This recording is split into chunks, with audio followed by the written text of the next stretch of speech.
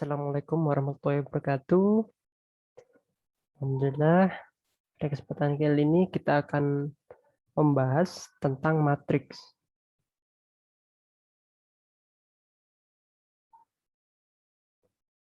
Jadi definisi dari matriks adalah kelompok bilangan yang disusun dalam suatu jajaran berbentuk persegi atau persegi panjang yang terdiri atas baris-baris dan kolom-kolom.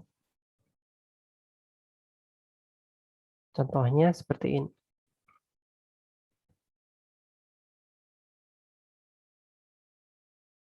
Jadi kelompok bilangannya harus berbentuk persegi atau persegi panjang ya, seperti ini. Jadi ada, misalkan ini ada 4 ya, dalam bentuk persegi.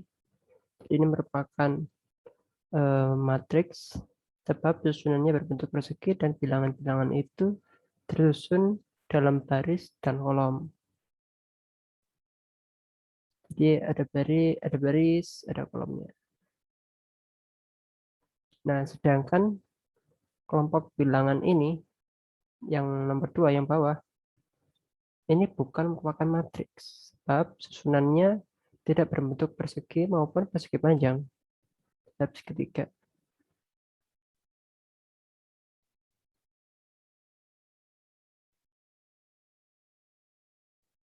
Nah, beberapa istilah penting dari matriks yaitu ada 4: baris,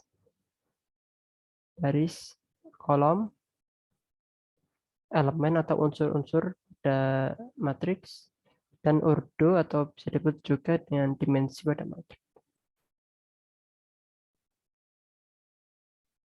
Jadi baris dari suatu matriks adalah bagian susunan bilangan yang dituliskan mendatar atau horizontal dalam matriks.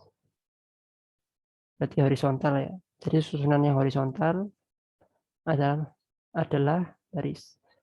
Sedangkan sebaliknya kalau kolom berarti susunan yang tegak atau vertikal. Dan elemen atau unsur ini adalah bilangan-bilangan yang menyusun matriks tersebut.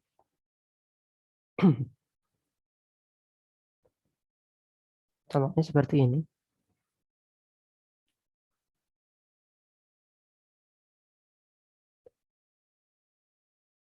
Nah, untuk poin yang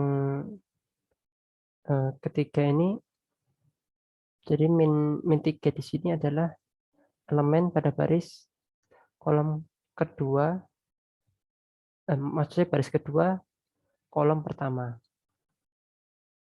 Jadi baris dan kolom ini ntar akan menjadikan posisi entry-nya. Dan juga bisa disimbolkan dalam bentuk indeks AIC, di mana I adalah barisnya dan J adalah kolomnya.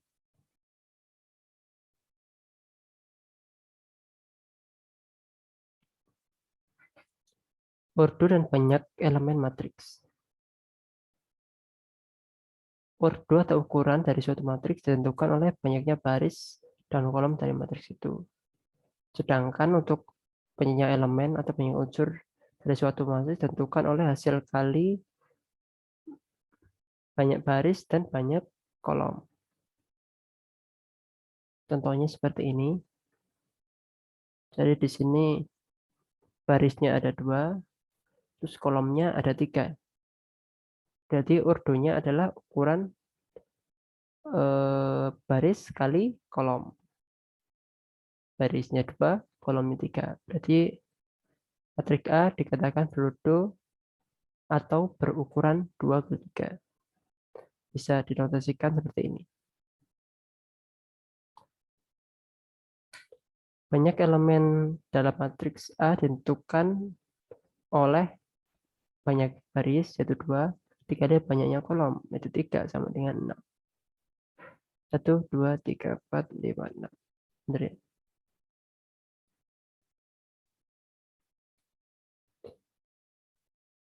Nah, berikut ini adalah macam-macam matriks. Bisa baca sendiri dan coba.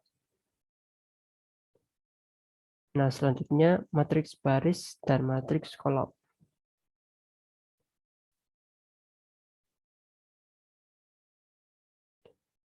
Matriks berurut 1 kali n terdiri atas satu baris dan memuat n elemen, disebut matriks baris. Jadi matriksnya memanjang, hanya satu baris saja. Sedangkan sebaliknya, kalau matriksnya tegak dan memanjang, terdiri atas satu kolom saja, maka disebut matriks kolom atau matriks lajur. Seperti berikut contohnya. Ini matriks baris, ini matriks kolom.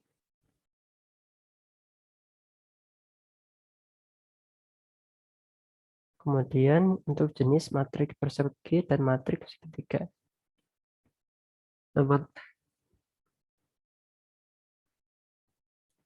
Misalkan suatu matriks berurut M kali N dengan nilai M sama dengan N. Sehingga diperoleh berurut N kali N. Atau bisa disingkat matriks berurut N disebut matriks persegi berurut N. Jadi bila ukuran dari matriksnya adalah N kali N, maka matriks tersebut merupakan matriks persegi. Jadi banyaknya kolom dan banyaknya sisinya sama. Sedangkan untuk matriks segitiga, ini bukan bentuknya yang segitiga ya. Kalau ini kan memang bentuknya persegi ya. Kalau ini bukan matriks yang bentuknya segitiga, karena segitiga kan bukan matriks. Tapi melainkan eh, matriks persegi berurut N dengan elemen-elemen matriks yang berada di bawah diagonal utama atau di atas diagonal utama, semuanya bernilai 0. Itu disebut matriks segitiga. Seperti ini contohnya. Jadi ini memudahkan matriks persegi kalau kolom dan barisnya sama. Dan kalau untuk matriks segitiga seperti ini. Jadi ini kan diagonal utama. Ini diagonal utama. Ini diagonal samping. Jadi acuan untuk menentukan jenis matriks segitiganya, kita lihat diagonal utamanya. Kemudian kita lihat apakah bawahnya sama dengan 0 semua, ataukah yang atasnya sama dengan 0 semua. Kalau iya, berarti merupakan matriks segitiga.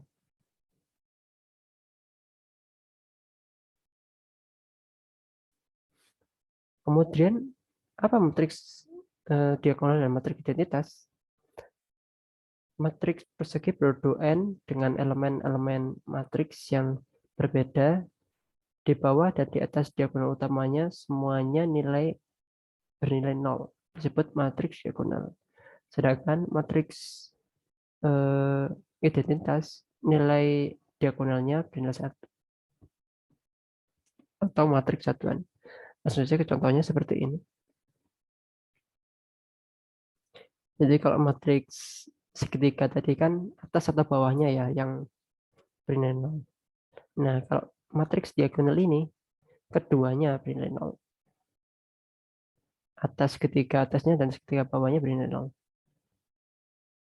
Nah, sedangkan untuk matriks identitas atau matriks satuan, maka nilai diagonalnya 1, diagonal utamanya 1, dan segitiga atas dan segitiga bawahnya bernilai 0.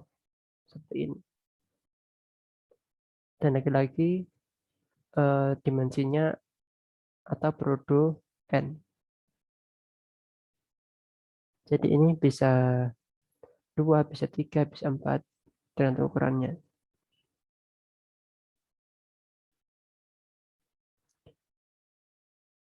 Kemudian apa itu matriks datar dan matriks tegak? Matriks datar adalah matriks berurut M kali N dengan M kurang dari N. Berarti banyaknya kolom lebih banyak daripada banyaknya baris. Nah, kalau kebalikannya, M-nya lebih dari n atau punya baris lebih banyak daripada kolom, maka itu disebut matriks tegak. Jadi kalau matriks datar ini kolomnya banyak, lebih banyak. Kalau matriks tegak barisnya yang lebih banyak. Contohnya seperti ini.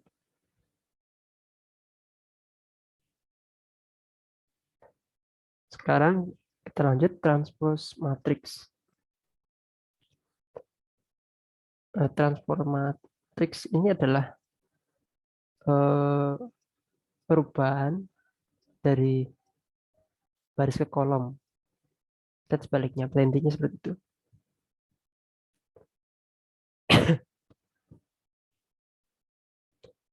Yang dirotasikan jadi begini ya. Transpose dari matriks A produk M kali N adalah sebuah matriks A aksen produk N kali M yang disusun dengan proses sebagai berikut. Jadi baris pertama pada matriks A dituliskan menjadi kolom pertama dalam matriks. Maaf.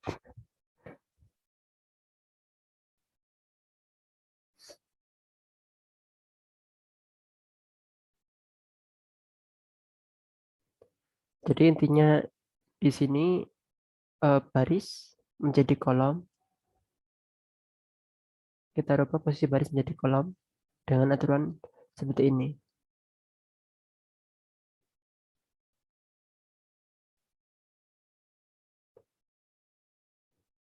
Notasinya A aksen atau AT atau A dengan notasi seperti ini.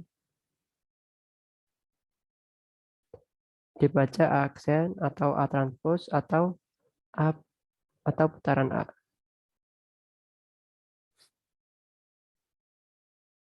Contohnya seperti ini. Jadi ini adalah baris. Kemudian kita putar menjadi kolom seperti ini. Dan sebaliknya, dan begitu juga dengan matriks ini. Jadi ini kan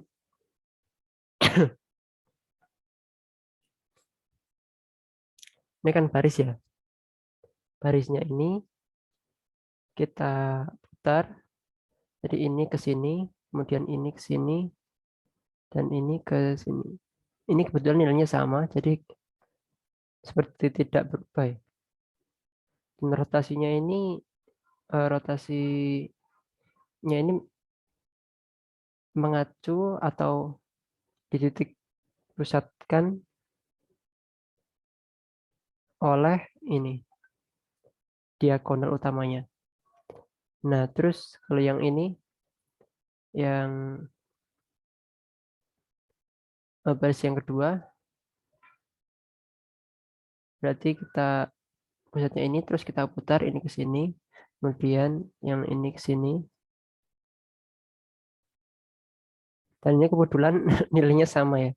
Jadi agak bingung.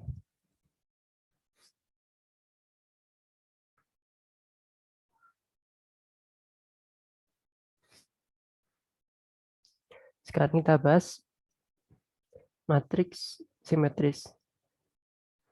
Misalkan matriks A adalah matriks persegi produk N. Matriks A disebut matriks simetris atau matriks setangkup jika dan hanya jika elemen-elemen yang letaknya simetris terhadap diagonal utamanya bernilai sama. Ditulis seperti ini. Jadi AIC sama dengan AJI. Dengan I tidak sama dengan C. Sebenarnya matriks ini contohnya itu di sebelumnya tadi. Ini merupakan matriks simetris ya. Karena nilai di A ini kan A21 ya. A21 itu maksudnya nilai entry di baris kedua dan kolom ke-1. Ini sama dengan nilai entry di A12, yaitu nilai entry di baris ke satu dan kolom kedua ini sama. Dan ini juga bersesuaian sama. Jadi ini adalah matriks yang simetris, di mana nilai eh, transpose dan matriksnya itu sama.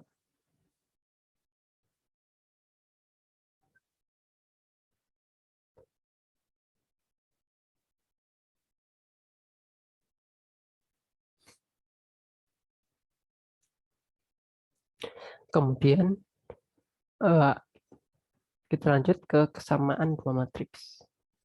Jadi matriks A dan matriks B dikatakan sama jika dan hanya jika ada dua syarat. Pertama, ordo matriks A sama dengan ordo matriks B. Yang dua, semua elemen yang terletak pada matriks A sama dengan yang ada di matriks B. Kemudian nilai sama atau eh, bisa disebut bisa disebut sebagai berikut. AIC sama dengan BIC. Contohnya seperti ini. Jadi ordernya sama dan entry di tiap elemen terletaknya sama. Sekarang penjumlahan matriknya. Jadi untuk penjumlahan matrik ini cukup sederhana. Jadi cukup menjumlahkan yang letaknya sama. 10 dan 2 ini kan sama. 5 dan 1 kan letaknya sama. Jadi jumlahkan aja. Dan kita dapat seperti ini. Dan sampai di sini aja hasilnya.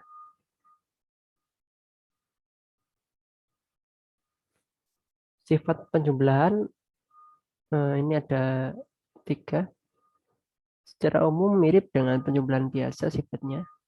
Jadi dia bersifat komutatif, asosiatif, memiliki identitas berupa matrik 0 atau semua matrik yang unsurnya 0 ya.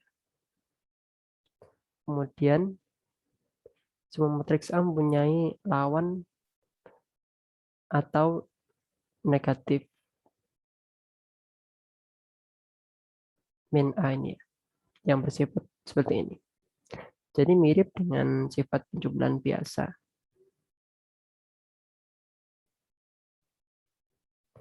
Jadi matriks min A ini disebut inverse aditif atau inverse penjumlahan.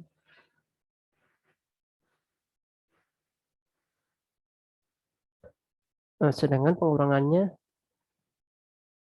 juga sama operasinya seperti penjumlahan tadi.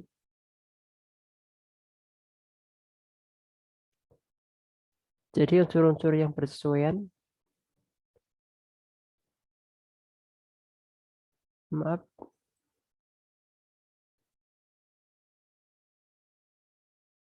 jadi untuk pengurangan juga sama. Jadi unsur-unsur yang bersesuaian aja yang dioperasikan seperti ini.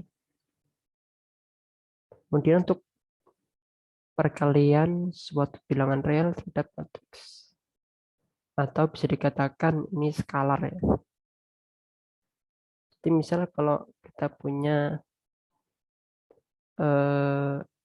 A 23 seperti ini, maka 2A berarti tiap entry di A ini harus dikalikan 2 seperti ini.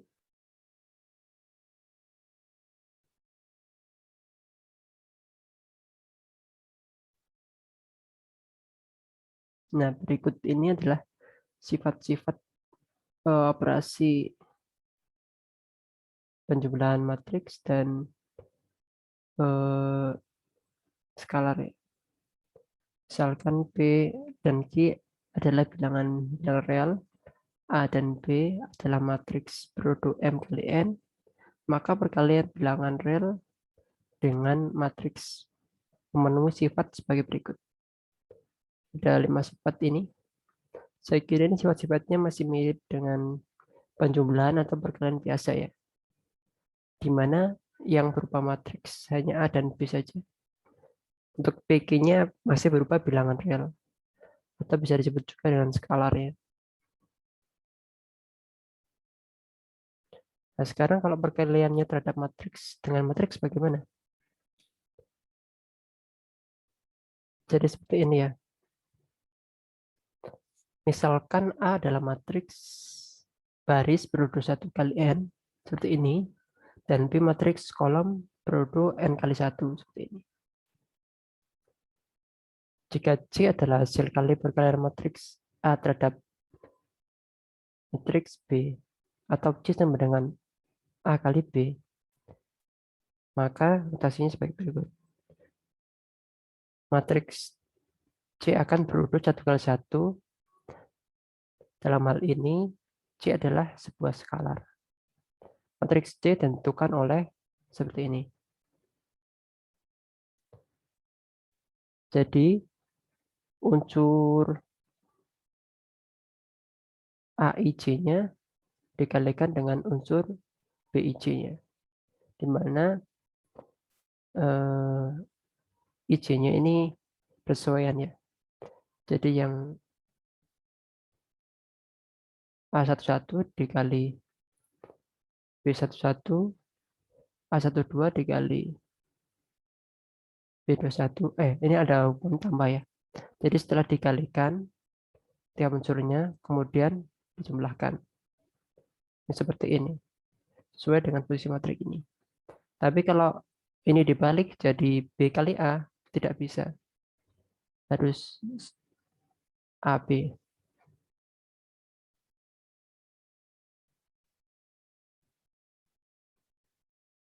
Karena seperti ini, A kali B, ini 4 kali 3, ditambah min 2 kali 1, 10.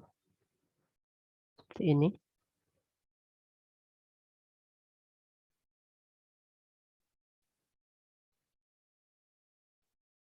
Perkalian matriks berudur M kali N terhadap matriks berudur N kali M.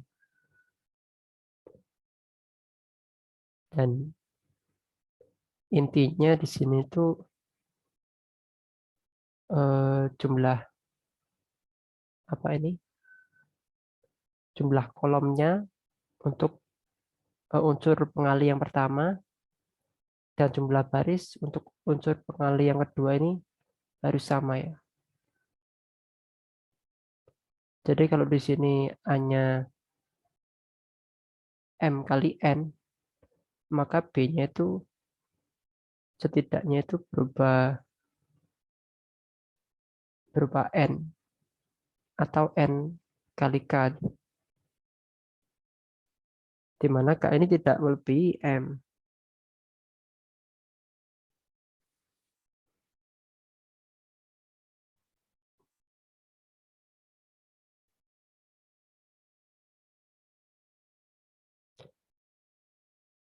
Jika C adalah matriks hasil perkalian A terhadap matriks B atau C sama dengan AB, maka akan terjadi operasi sebagai berikut. Matriks C berudur M kali X,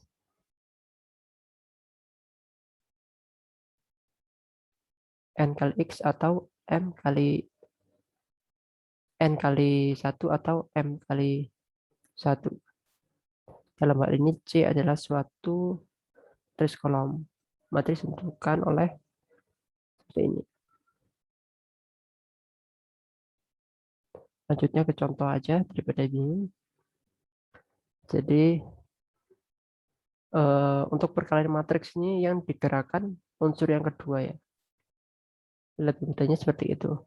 Misalnya unsur yang keduanya AB. Jadi A-nya nih misalnya matrik yang pertama, B-nya ini matrik yang kedua.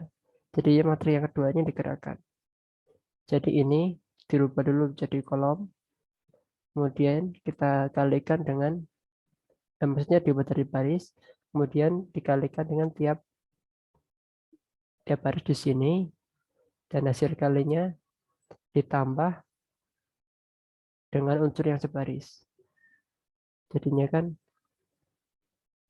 4 kali min 4 kali 3 di sini, 8 kali 2 di sini, kemudian dijumlahkan. Begitu pula dengan baris yang kedua seperti itu, kemudian dijumlahkan.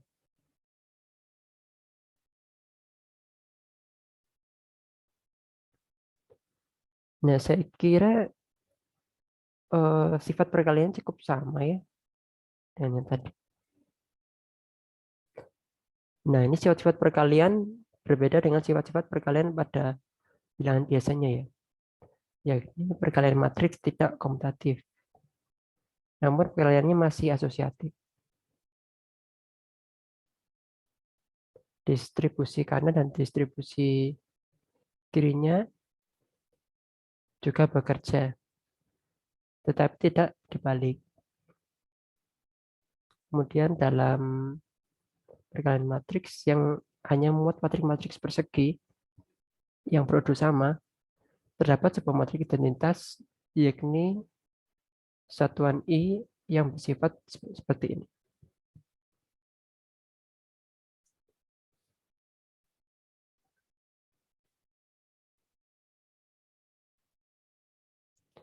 Nah, jika ada dua matriks yang dikalikan dan hasilnya semua intinya nol, maka belum tentu salah satu atau keduanya sama dengan nol.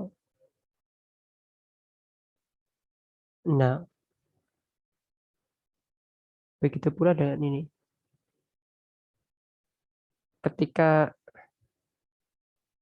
matriks A kali B sama dengan A kali C, ini belum tentu juga B sama dengan C.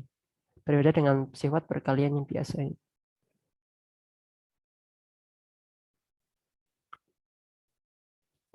Nah, sedangkan kalau untuk sifat bilangan real atau skalarnya ya, PQ ini skalarnya, ini masih bisa didistribusikan. Nah, sedangkan untuk sifat transposnya, ini seperti ini. Jadi dibalik ya. Inverse matrix.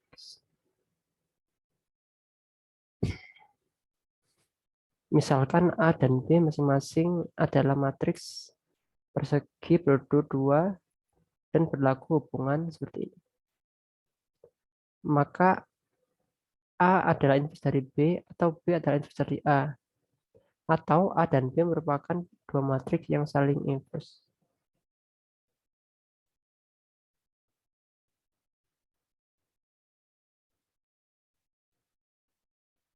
Contohnya,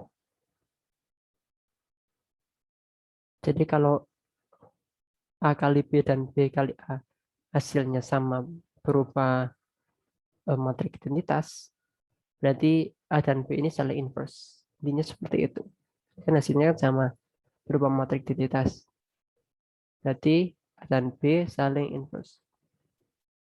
Atau A inverse dari B dan B inverse dari A. Tuh. Nah, sekarang determinan. Untuk determinannya eh, dinotasikan dengan memang seperti ini, garis lurus ya. Kalau matriks biasa kan ada lengkungannya ya. Kalau determinan lurus saja seperti ini. Ini bisa dirubah dengan eh, A, B, C, D ya. Jadi notasinya menjadi AD BC. Notasi umumnya det A atau absolut A. Nah, ini kalau kita rubah dengan variabel ABCD seperti ini, untuk menentukan determinannya, kita gunakan A min BC. Dan untuk inverse-nya sama dengan 1 per A min BC atau sama dengan 1 per determinan dikali ini, dikali D min B min C kali A. Nah, matriks memiliki inverse eh, jika dan hanya jika nilai determinannya tidak sama dengan nol. Kalau sama dengan nol berarti tidak terdefinisikan. Jadi tidak mempunyai inverse.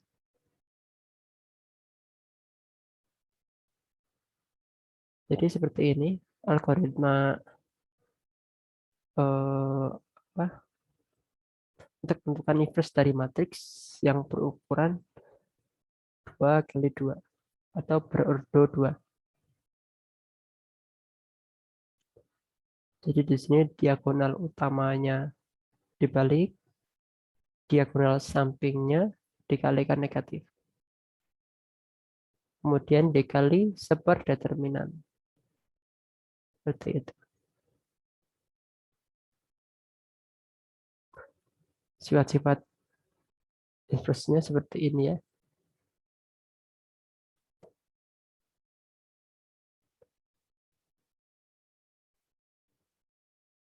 Sifat transpose dari inverse. Jadi gini intinya.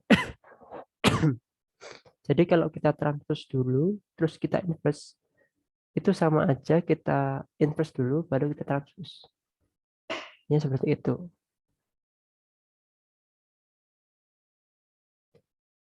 Sekarang kita ke pengaplikasiannya pada sistem persamaan linear dua variabel. Nah, untuk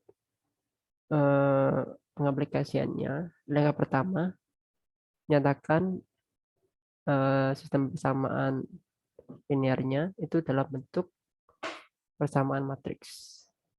Kemudian tentukan matriks koefisiennya, kemudian tentukan inverse dari matriks koefisien, kemudian kalikan matriks yang diperoleh pada langkah 1 dengan inverse matriks koefisien. Kemudian langkah 5, tetapkan nilai X dan Y dengan acuan pada persamaan matriks yang diperoleh pada langkah 4. Contohnya seperti ini. Langkah 1, jadi kita anggap aja 17 dan 11 ini adalah suatu matriks ya. Dan ini adalah hasil perkalian dari dua matriks, yaitu matriks berurut 2 kali 2 dan berurut 2 kali 1 seperti ini. Di 4-nya ke sini, 2-nya ke sini, 5-nya ke sini, 3-nya ke sini. Dan kalau ini kita kalikan, di ini kali ini kan ini. Kemudian Y kali 5 kan di sini. Dan X kali ini kan di sini. Jadi sama aja ya, bentuknya sama aja. Nah, langkah kedua kita cari determinan dari sini dalam persamaan seperti ini. Dalam persamaan AD min BC. Terdapat determinannya 2. Langkah ketiganya kita cari inverse-nya. Kalau sudah tahu determinannya, berarti tinggal kita balik AD-nya, kemudian kalikan minus BC-nya. Jadi AD kita balik, BC-nya kita kalikan dengan minus. Nah, setelah itu kalikan kedua ruas dengan inverse-nya. Kalau A inverse dikalikan A, berarti kan hasilnya matriks identitas ya. Jadi nggak perlu banyak perhitungan di sini, langsung hasil identitas. Dan di sini kita kalikan hasilnya seperti ini. Dan dari sini dapat kita peroleh suatu penyelesaian. Jadi ini penyelesaiannya tunggal. Yaitu ketik X sama dengan min 2 dan Y sama dengan 5. Jadi penyelesaian SPLDV adalah X sama dengan min 2 dan Y sama dengan 5, atau yang benar hasilnya adalah min 2,5. Nah, sebenarnya apa hubungannya determinan dengan banyaknya penyelesaian suatu persamaan linear dua variabel? Jadi ada kemungkinan nilai determinan ya di sini ya. Ketika determinannya tidak sama dengan 0, maka himpunan memiliki penyelesaian tepat satu anggota. Tadi kan tidak sama dengan 0 ya determinannya ya. Jadi hanya satu anggotanya. Ketika determinannya sama dengan 0, sama dengan 0, tidak sama dengan 0, dan DY tidak sama dengan 0, maka himpunan penyelesaiannya tidak memiliki anggota. Kemudian kemungkinan yang ketiga, ketika ketiganya sama dengan 0, maka himpunan penyelesaiannya memiliki anggota yang tak hingga banyaknya. Nah, di sini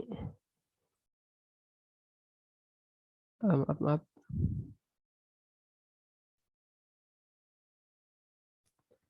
Nah, dx sama dy ini apa sih? Dx sama dy ini adalah determinan matriks dari matriks ini, tetapi unsur di kolom X dirubah dengan C1 dan C2.